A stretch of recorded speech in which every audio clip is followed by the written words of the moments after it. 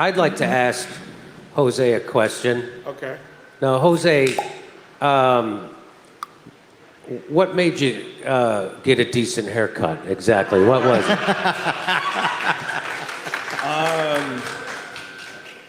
Well, it was you, actually. I was on your show, I think the night after we handed in our petitions or something, and you just kept saying, hey, he's not even wearing a collared shirt. His hair's a mess. I didn't wear this for you. So, it's just...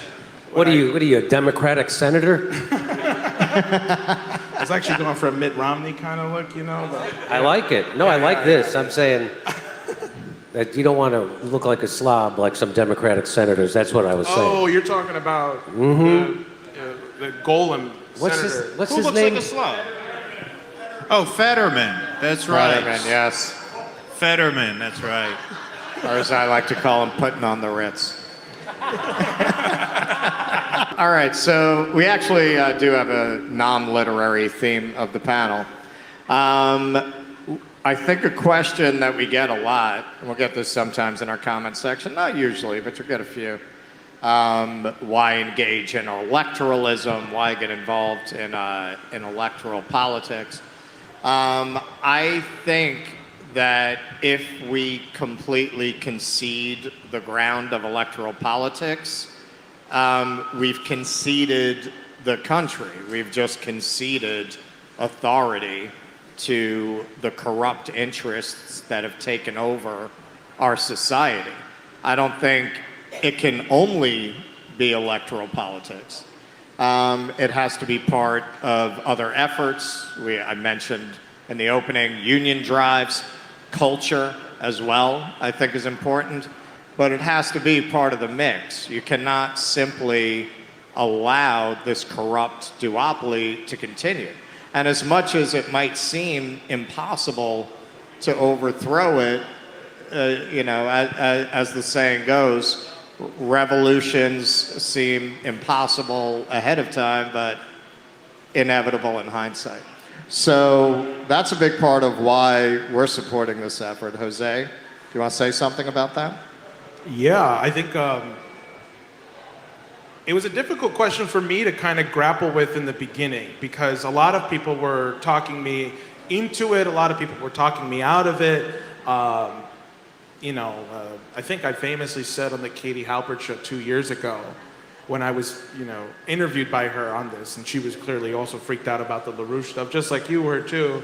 And then she also then saw, wait, I'm actually not like a, I wasn't freaked out about it. Oh. No. I knew I was supposed to be freaked out about it. They told me I should be freaked out about it. Who is but they? No, not at all. Who is they? You know who The Illuminati.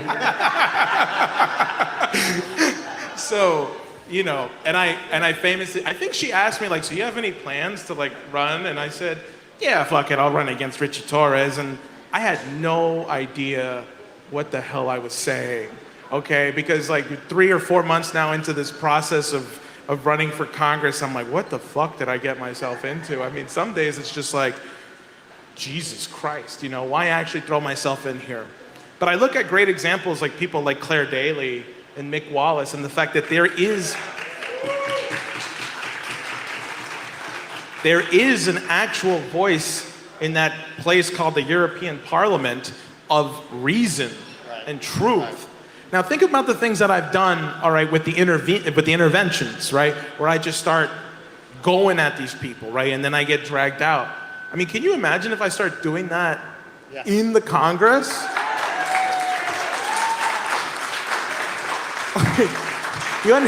I can tell Nancy Pelosi to just like tell the American public, like, what are your stock trading options like? Can you like?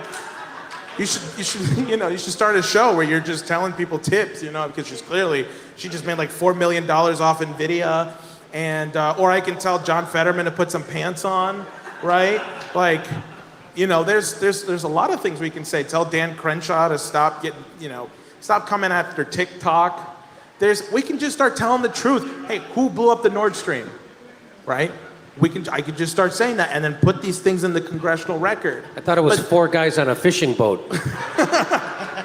But more importantly, these things go in the congressional record. But see, I believe the international world is looking for the United States to actually wage peace.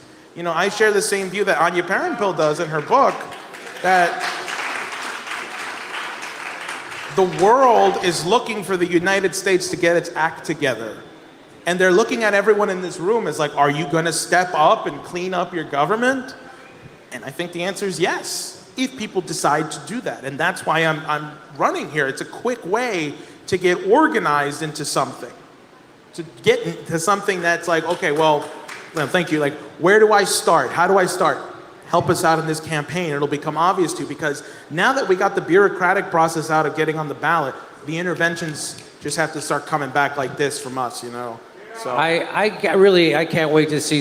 It would be just so refreshing, and it would wake up a lot of people to see somebody like Jose Vega disturbing the peace and in Congress, on the steps, doing real rallies and real protests. And as George Carlin says, they don't hate him because he's disturbing the peace. They hate him because he's disturbing their wars. yeah. That's right. I also love how they say those college protesters, they don't even know what they're protesting. They're lucky that they don't know what they're protesting, because if they did, they'd be right. Have you thought about trying to date Lauren Boebert? I think she'd go for you. She's a fun-loving girl. Think about taking her to the movies? Yeah, I think you'd take her to the movies. Yeah, You guys- exactly. Yeah. There's no one running Bringing us on board with your campaign is a double-edged sword, Jose. for, yeah, I know. I mean, No, look, when we were out canvassing for Jose, there was very little doubt in our minds. Russ and I canvassed a little bit. So many of you guys did as well. We're meeting so many of you guys for the second time. There was very little doubt that once we stopped the person and got them to listen to us, that we could get them to sign. Almost everyone we stopped signed, and that's a good sign, because the people of the Bronx do not support what's going on right now. The people of the Bronx are not bloodthirsty, mass-murdering pieces of shit like Richie Torres. And so the more that look, it's as simple as this. If we got every single person in the Bronx to understand what I made you guys repeat earlier, which is that Richie Torres full-throatedly supports the mass murder and starvation of children for money. If everyone in the Bronx knew that, Jose could win this thing. As simple as that. Now, that is much easier said than done. There's 1.4 million people who live in the Bronx. It's not easy to make sure everyone in the Bronx knows that. But I'm pretty confident that if everyone in the Bronx knew that, Jose would win. And so we have 5 months to do our best to make sure everybody in this borough understands that. It's as simple as that.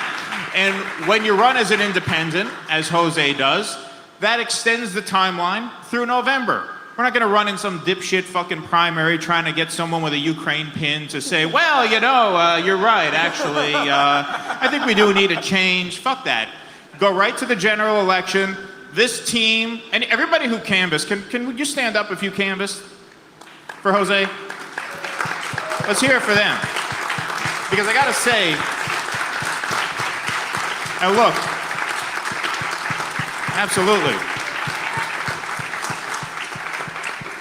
You know, we started a little shit on the show, as we do from time to time, making a point that none of the presidential candidates made the ballot. Jill Stein didn't make the ballot. Cornel West didn't make the ballot. And this is not meant to dig them, but it's a testament to the organizing of this team, that you overcame a rigged system and got on the goddamn ballot. We understand, we understand that the system is rigged against third parties, it's rigged against outsiders, it's rigged against insurgents. We've known this for many, many years. Do we want to be a movement that bitches about that every 4 years after losing? Or do we want to organize and get on the goddamn ballot and give ourselves till November to give ourselves the best chance to win? And that's what this team was able to do with your leadership and Diane and everybody here who went out. And that in itself is a victory, because now you've got 5 months. You've got 5 months to make sure everyone in the Bronx understands not only what a piece of garbage Richie Torres is, but that they have an alternative on the ballot who's not a Republican who's every bit as bad. Right?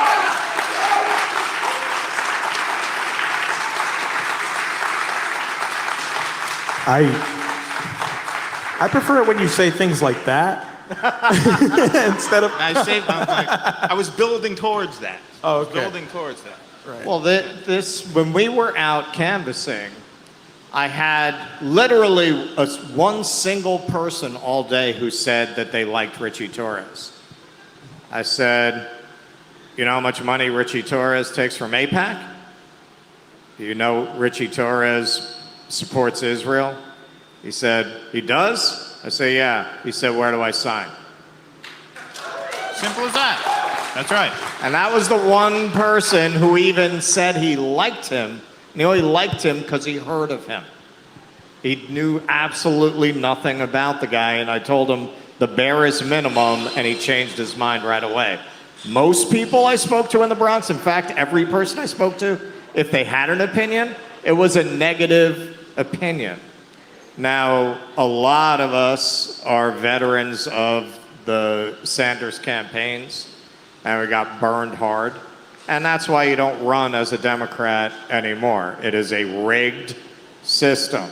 If Jose had done that bullshit, oh yeah, you know, I'm gonna run in the Democratic primary and raise some issues, he wouldn't be on the ballot. That's why you run as an independent. It is, yeah, it's a hard fight, but it's the only fight really worth fighting. We have got to break this system on multiple fronts. It's going to take a lot of work from a lot of people, but I truly believe, are the beginning of that movement, of that effort to overturn a system that no longer works for the vast majority of people, whoever you are, whatever your walk of life. This is a failed system. Look at who the presidential candidates are. Look at who they are. That is if that's not a failed system, what is? You have Donald Trump, who the best thing you could say about him is occasionally he'll say, yeah, sure, we kill people. All right. I mean, yeah, okay. I mean, we all love it when on occasion he tells the truth like that. But he's a lying scumbag, too. I covered the Braga, as we called it, the Braga rally last week, the Bronx Trump rally. And it was fascinating watching him close up because he just, it really is, Keaton coined this, and I have to agree. He's like Cartman. It's like if Cartman were running for president. He just constantly lies. I thought one of the most revealing moments about him was a woman passed out. It was very hot. There were no seats. People were packed in tight. And he just starts riffing. Yeah, people, they waited outside for 2 days to get in. Yeah, it's a terrible thing. I showed up at noon. I was about 10 feet from Donald Trump. Nobody was waiting there for 2 days. He just constantly does that. And then, of course, Joe Biden, who is clearly in cognitive decline. And when he wasn't in cognitive decline, was arguably, but I don't feel very arguably, the most damaging politician to black and brown people alive and active today. Still working in politics today. I don't think you can name anyone who has done more harm, who is still an active politician to black and brown communities than Joe Biden. And yet they'll tell you have to vote for him because Trump is a racist. These are your choices. What kind of a system is that? But you cannot simply abandon it. If you abandon it, you're stuck between the MAGA people and the shitlibs. And you've conceded the country to them. It's a very hard fight, but it's a fight that we have to engage in.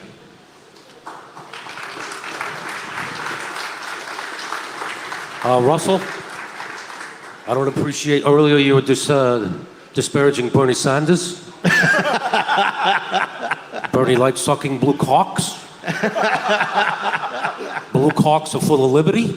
and freedom. That's all I wanted to say. So, Jose, you want to speak on that a little bit? Running as an independent? On what? Running as an independent. Blue cocks versus red cocks. Actually, blue cocks versus red cocks. Well, first thing is, I want to make it clear. Kennedy, when he declared his independence, he started this whole campaign, declare your independence. I was the first one to do that, even before I ran for Congress. I had started, thank you. So when Kynan and I kind of like gained like a little bit of profile and like we tried to emulate what these guys do here, we were like, yeah, what's the next best thing after going viral? You do a podcast, I guess. So we started our podcast. We called it Declaring Independence. And the reason is called Declaring Independence, not Declare Your Independence, is because it's an action, right? To be independent is an action you have to consistently do and take. You don't stop doing it, right? Independence does not end at this campaign. It didn't begin with this campaign. The truth is independent, and you can tap into that at any moment. So all I'm saying is I'm taking the Declaring Independence back from Kennedy because it was mine, and he stole it. So, I mean, that's just what I have to say on the topic. I just think, by the very nature of being here, unless you're with Richie Torres, you have declared your independence, and that's something you should be proud of. So, Was it Richie Torres or Pete Buttigieg who ordered that jackhammer outside during your... well, you know, That sounds like a Department of Transportation job. That's what that is. Yeah, why is there construction going on at this time? It's 9 o'clock at night. It is a weird time of night for that to be going on. I'll say that. I don't want to be conspiratorial.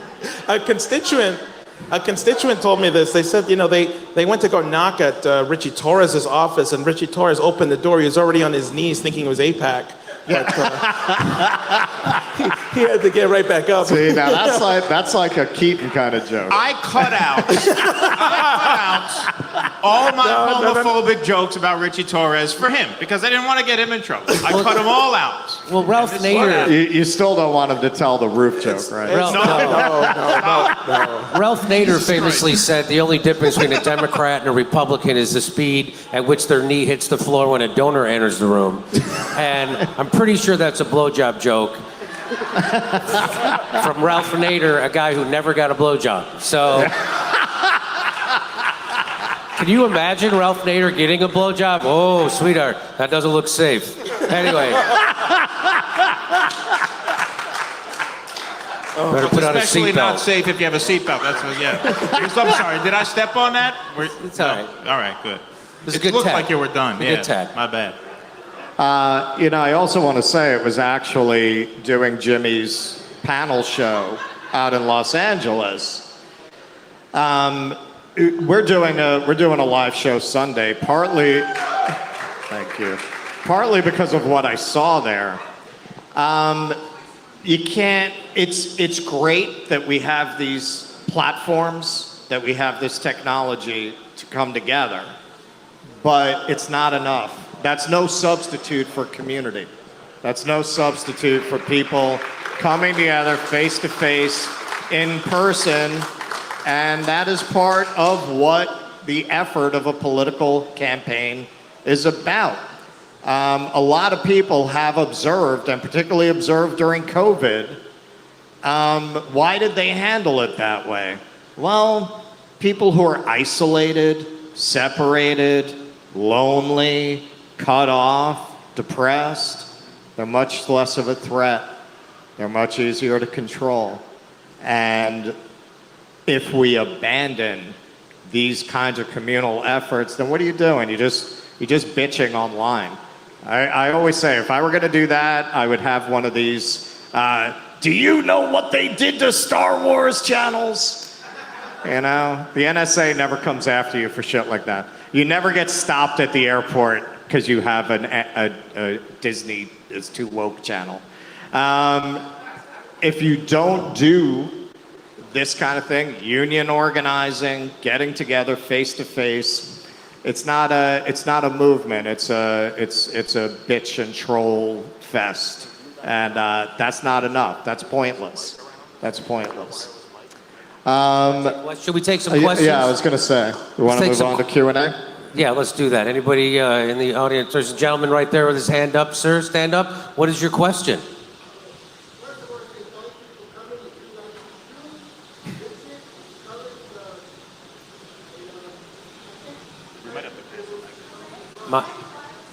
I was going to say, We're going to get you a mic. Here we go. That's very nice of Katie Helper. Thank you for the two righteous Jews. A little loud, huh? Jose, thank you for reviving our hopes and going forward. Hold it up to your mouth. Hold it up to your mouth, man. Thank you for reviving our hopes. Jimmy, for coming again, thank you very much, all you guys. I suggest we all put a flyer in the buildings on our block to vote for Jose and why and what the genocidist Torres is for, and the libraries, but especially each block. If we put a paper by the mailbox indicating to the Bronx voters that we should vote for this man. And I think, like you said, Russ, if people know what he stands for, they'll vote against him. So again, thank you all, bless yous, and keep accepting the blessings. Carry on. Thank you. Here, here. Here, here. Any other questions? Right back there. Ari Shafur has a question.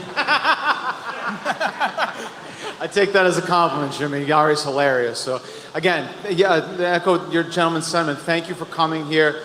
Jose, I really appreciate you coming, and you guys are absolutely hilarious, and I appreciate you all, for doing the important work you do. I'm curious, though, Jimmy, when you were saying about getting the message out, Keaton was saying about getting the message out. We have 5 months. Part of one of the things that Bill Hicks did before he died, unfortunately, untimely, was that he was trying to get together something like, I think it was called the Renegades, the Outlaws. What do you say to doing something like that, of Ryan Long or Jeff Dye or any of a number of comedians to help get out the message for this campaign and future ones? Because as we've been saying, that social media is a gigantic tool. So that's one of the suggestions that I would have, and I'm curious to hear your thoughts on it. I'm sorry, opposing Israel's bad for their show business career, and I don't think that. I think it's great to find people like that. I love Ryan Long and Jeff Dye. I've known him for decades. I didn't know. Well, COVID really woke him up, and just like me in a lot of ways. And so I'm all for that. If we could do it, we could do it. But I'm sure my agent would have a problem with the split at the door. I think it's a great idea. I think, and we've been saying this a lot, that, it's kind of sad that the only place you can get truth is in the comedy clubs now. I mean, right? Well, some of them, sure. Oh, yeah, right. Not in Brooklyn, right? You said you're banned. Not in Seattle. Those comedy clubs will also cancel you. Or Brooklyn. Yeah, they won't have me back in Brooklyn, which, that's a badge of honor. It makes me feel fantastic. And what I did love is the place that used to work me in Portland stopped working me because of my politics. And then I went to the Aladdin Theater, which was a 10 times better theater. So it all worked out. And there's nothing more satisfying than have 500 people come together in a room in the center of Portland, Oregon, that hate the Democrats and the Republicans equally, and coming together to fuck the establishment.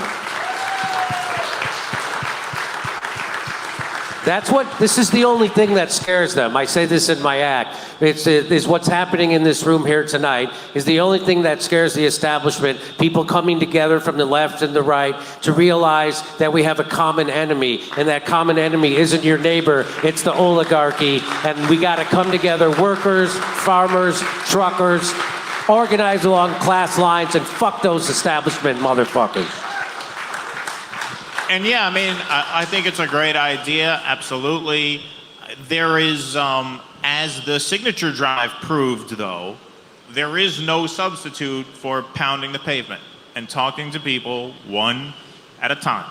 Yes, that is hard. Yes, that is ball breaking. Yes, that it's tough to do, but there's no substitute for that. And the good thing is you obviously have a team who can do that. And so that's why it's important to volunteer and get out there, because the more conversations you have, the more conversions. It was really amazing. I mean, I've canvassed for Democrats way back, going, back 10, 15 years. It's tougher getting people to sign a Democrat's petition because they're already branded. You go out and you get someone to sign for an independent, they're not branded already. You get their attention when you say they're an independent. And they ask, oh, well, what are they about? What are they for? Right? Not what party are they in? What are they about? What are they for? And so I found it remarkably easy to get people to sign once I stopped them. And you just got to stop them. You just got to get out there and do it, because that's where the people are, and the people vote. And it's easy because we all are very present online to get an inflated sense of the influence that the online space has. It's not to say the online space is not important. We didn't think the online space was important, we'd be doing something else, right? But it's important to transcend that as well. When you say pound the pavement, you don't mean like the guy outside on the jacket. Hooker's coming back to the point with Jose. The difficulty with it, as Jimmy pointed out, is finding comics with that kind of integrity to take those kinds of risks. But this is what I mean when I say I see a counterculture developing, because you look at Macklemore, he's not with a label, right? It's not like the old days. There are ways to develop a career without going through those gatekeepers. And in fact, those institutions are collapsing.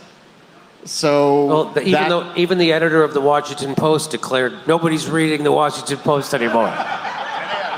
Yeah. So I was like, fantastic. That's great. It's good to know. We need new artists, but I think they're starting to pop up to form something like that. We got Anybody else? Oh, here we go. David Cross is here with us, ladies and gentlemen. I just want to say that I petitioned for Jose, Yes, you did. and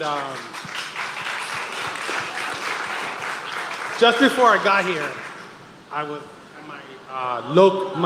was at my local rotary hole after work, and I explained to them how I was petitioning for you and everything like that, and explaining your positions. They all said, I want to sign up. I was like, unfortunately, you can't sign up because it's already expired, the time. Oh, yeah. Right. But the fact that I was explaining to them what your positions are, like the making the Bronx a pivot point for, instead of having a Grand Central or having a Grand Central in the Bronx for speed rail, and then making the Bronx a place where as a teenager, I was a religious, I went to Russia to petition, to be a religious whatever person. They had camps for the children of St. Petersburg, right? And then you talk about the camps, the LaRouche camps. I know exactly The what Space you're talking- CCC camps, but yeah. But it's camps to give people something towards their future, right? It's I understand what it is, because I went to Alfred E. Smith in the Bronx. It's a vocational high school. I work for Con Edison right now. I have a great career, good salary, whatever. But it's because I learned a trade early, at 14, 15, 16, right? Absolutely, yeah. I 100% agree with you. Those individuals that were in that bar, not just regulars, they all heard me and my friends that were arguing about politics and ideas and this and that. They were like, I agree with him, meaning me and you. We should have stuff for the young individuals, just like myself. I hear you. I completely agree with you. That's what And- I want to say. I And agree. what you're talking about, just so everyone knows, is so that in the back of my leaflet, palm card, so as people were canvassing or petitioning for me, was on the line there was this thing that says create a new space, CCC. So in the 1930s, FDR had this program called the Civilian Conservation Corps.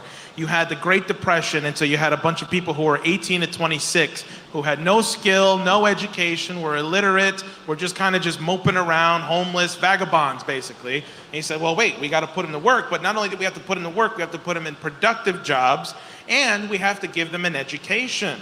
So during the day, they were getting on-the-job site training, learning how to build basic infrastructure, but building a lot of our national parks.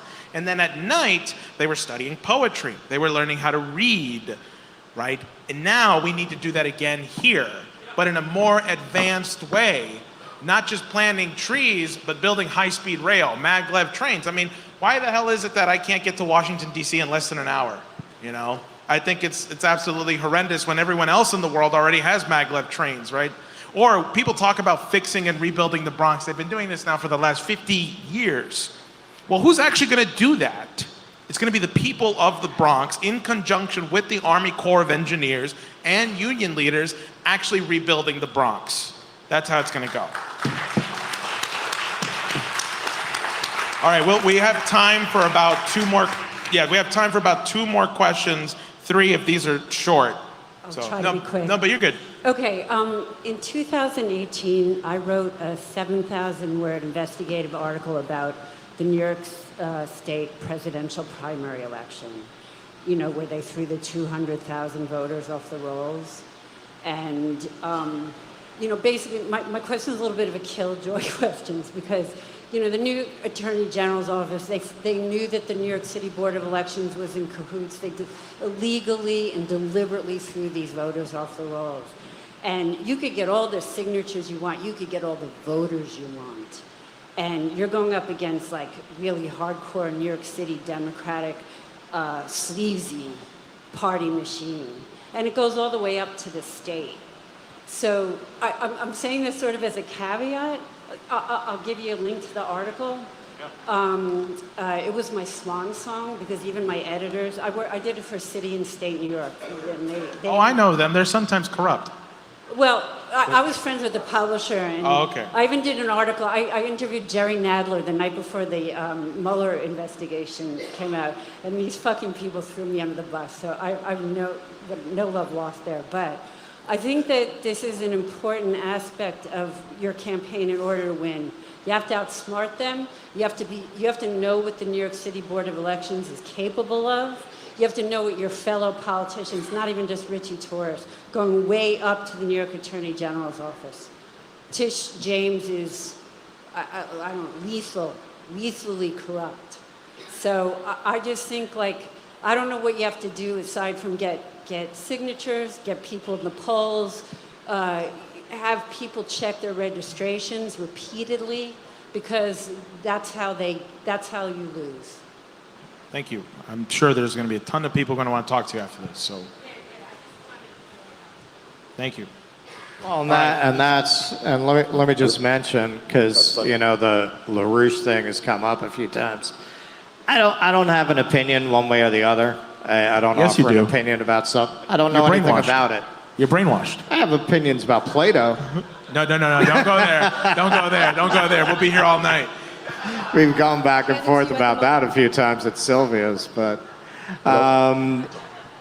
hey, as Keaton pointed out, the Green Party didn't get on the ballot. Cornell didn't get on the ballot. They got on the ballot. You know, I mean, you get a lot of credibility if you can actually pull your shit together and win. And also, as Keaton said, you're talking about Democrats and Republicans, and then you're going to talk about cults. I mean, you know, it's what are we even talking about here? From what I've seen, there's nothing in there, you know, as a political philosophy that alarms me. Now, I haven't gone to their secret Bohemian Grove retreat yet, but as of now, I don't have a problem with that. And they got on the ballot, which says a lot. That's right. All right. Our last question, and then, okay, all right, 2 more questions, all right, but this has got to be it. I'm sorry. I'm trying to be as brief as possible. First of all, congratulations on getting on the ballot. Thank you. Jimmy, I'm a big fan. Little bit about me. I actually came to the Bronx in 1984 from the Dominican Republic. Came in here as a young man. You know, one of the questions that I have for you, and full disclosure, I've sat down with Jose. I am abhorred of what's happening in Gaza, and we align. But you know, here in the Bronx, we have other issues, and I'd like you to speak on them. I've spoken to you about an issue that's near and dear to my heart. The youngest soldier to die in the Bronx of Iraq and Afghanistan from the Bronx was this young kid named Luis Moreno. I've reached out to the offices of Richie Torres. He does not want to let the father of this young man who's in the Dominican Republic, they don't want to give him a visa. Richie Torres won't even hear the case. This is a man that his son gave his life to this country, the youngest soldier to die in the war from the Bronx, and I can't get his congressman to even meet the family, not even on Memorial Day. My question to you is this. We have migrants in the Bronx that we don't want, you know, smacking police officers, shooting police officers. This migrant situation, where do you stand on this, and what is your position on law enforcement? Thank you. Where are my handlers? What's my opinion on this? No. Go ahead, Jimmy. No. What were the cops wearing? Look, let's just be straightforward about the migrant issue and about New York City in general. I know about the complaints that people make about New York City and the migrants, right? That we don't have space for them, there's not enough resources for them. Eric Adams is giving them $500 a week or something, right, on this credit card. New York City was collapsing long before you had this migrant crisis of people coming in here. That's just the truth here. And I was very surprised being in the Bronx that the 2 issues that people care about is violence and immigration. And I was like, really? Huh. You know, I would like to think other people had, you know, all other kinds of problems. But the thing about the migrants is that, first of all, New York City couldn't even sustain its own population, let alone the influx of people coming in. On top of the fact that the United States coups presidents all over the global South, right? We've turned those countries into places where people don't want to be. And then they keep hearing this thing about there being an American dream, right? That you can make it in America. Of course, people want to try and come here. Now, I know a little bit about the migrant centers where people are actually being held. It's not a hotel. It's not luxurious at all. Okay? People have resorted to prostitution. People have resorted to illicit services to try and make a living. It's bad all around. Okay? The migrants shouldn't be here, not because of we have to get them out. They shouldn't be here because they should be wherever it is they came from, because we shouldn't have cooed whoever the hell we cooed, you know? That's the problem. So first, you have to address that issue, which is the fact that we coup everybody. But secondly, you can actually flip this on its head. You have a ton of unemployed people right now who are looking for some kind of productive job. How about a productive job training program, a rapid mission to say, listen, we should build new cities around the country. Because if you mapped out the entire country right now, you would see that its collapsing infrastructure is just so shitty that if you actually wanted to try and fix it, you would look at the American population and say, okay, there's not enough people here to even begin to address the ailing and aging infrastructure. We have this population, an influx of immigrants coming in. How about we put them not just to work, but give them dignified training and a dignified pay, so not only they build their own housing, but they build houses for people who are going to be born 100 years from now. So you're saying, are you saying that maybe we should stop sending hundreds of billions of dollars to wars like Ukraine and Gaza, Afghanistan, Taiwan, and we should invest that money back in the United States because this is a country that's in the end stage of empire right now. It's definitely in the end stage of republic. And if we don't start investing in our own country and building our own country, saying the way FDR did, it's only going to get worse from here. And of course, I always try to remind people, your enemy isn't the migrant. We share a common enemy. It's those motherfuckers who are still putting economic sanctions on their countries, making those people desperate, making them come here. And they do that to divide us. And if we let them divide us, then they win. So if you find yourself being angry at someone lower on the economic ladder than you, pretty good chance you're being manipulated by someone higher on the economic ladder than you. What he said. All right, we got time for one more question. I'm sorry. That was a great question. I like their question. Good question. Well, I just want to say hi. I'm Daniel Burke. I am a proud member of the LaRouche movement for a long time. Lyndon LaRouche, great American, an absolutely great American. And the thing is, people don't know about him because he was put in jail by George H.W. Bush and by Henry Kissinger. And you can see an old TikTok that Jose did that covers a lot of this. I think that what would be an incredible opportunity here would be for people to actually avail themselves of the news service that he founded, which is called Executive Intelligence Review, EIR News. Our friend over here, Anastasia, her husband is one of the editors, Stuart Battle, and I know he wants you all to sign up for this. This is what Jose is reading before he does his interventions. That's true. He's checking it out on the phone. And if you go here, we are the people who are informing you and the world about the extraordinary danger of thermonuclear war. The Ukrainian drone strikes on the Russian advanced warning radars. It was the Schiller Institute and EIR that pulled together the strategic view of about 10 different really significant military and strategic and nuclear weapons experts, including Ted Postol. This is going to scare your pants off, and you have to take a look at it. So you have this leaflet, and I want to invite everyone to scan it, take a free month of EIR. It's only $10 a month. This is the publication that for 50 years was ahead of the game. LaRouche forecast the Nixon ending the Bretton Woods system, taking the dollar off the gold standard in '71.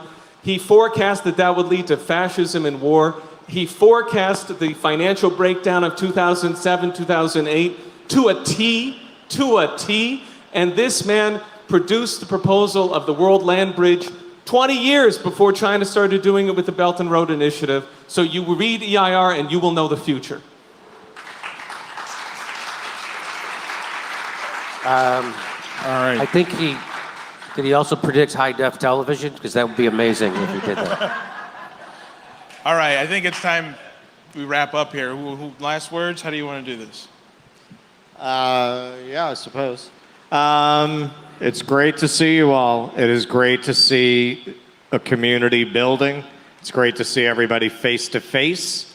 We're going to be planning more events that give people the opportunity to meet. And please get involved in the Jose campaign. It is a great opportunity not only to build for this campaign, but to build a counter culture beyond it that challenges this corrupt establishment. Thank you all for being here tonight.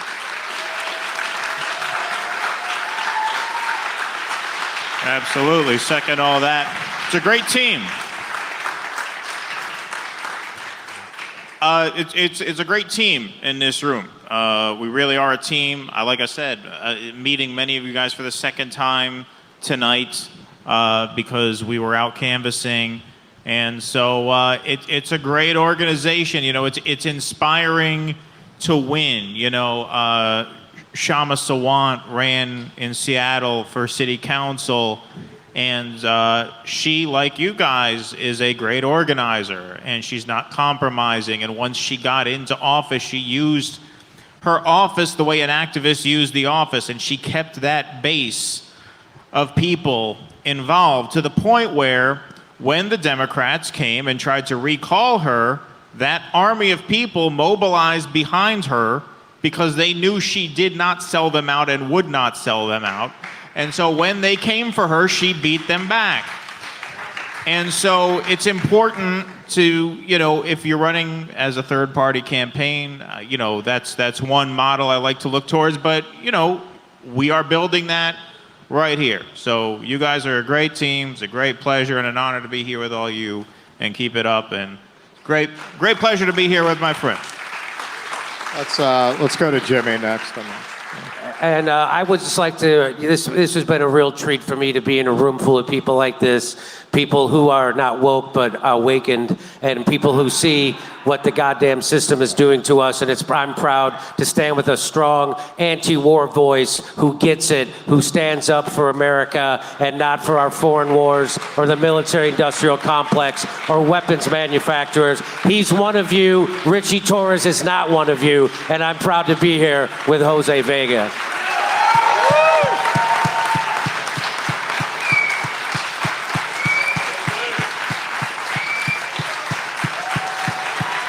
Jose!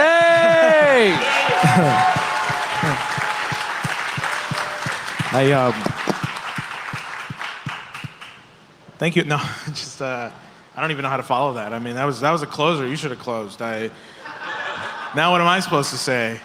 No, look, people should get involved. Well, yes. First, thank you all for coming out here. That's number one. Number two, why should you get involved in the campaign? This summer, the Bronx is famous for its cookouts. New York City is just famous for its cookouts, period. But if we do our job right, every day in the Bronx in the summer is going to feel like a cookout because it's going to be a lot of fun. What are we going to be doing? We're starting something called Bronx Freedom Summer, which is in tradition of Mississippi Freedom Summer. We're going to be rotating out kids, probably hundreds, maybe thousands of kids, teenagers, 14 and 19 years old, but not just them also, but the adults. When we're going to be teaching them things like astronomy, we're going to be teaching them choral works, geometry. We're going to be hosting Bronx Freedom Summer, not just as a summer program, but as an idea. Because it's the idea that I talked about. Independence is freedom, but it's an action that you have to continue to take. It's not something you do once. It's something that is always active. If you want to be independent, you have to act independent always, and you have to act free always. And that is the conception behind Bronx Freedom Summer. And if you want to be involved in that process, reach out to me or somebody in my campaign. We can get you involved tonight, literally tonight. So I want to thank everybody for coming out. All of you have made this campaign worthwhile, especially in moments where I doubted everything. All of you kept me going. None of this would have been possible without you. So thank all of you for coming out. I appreciate every single one of you. So thank you.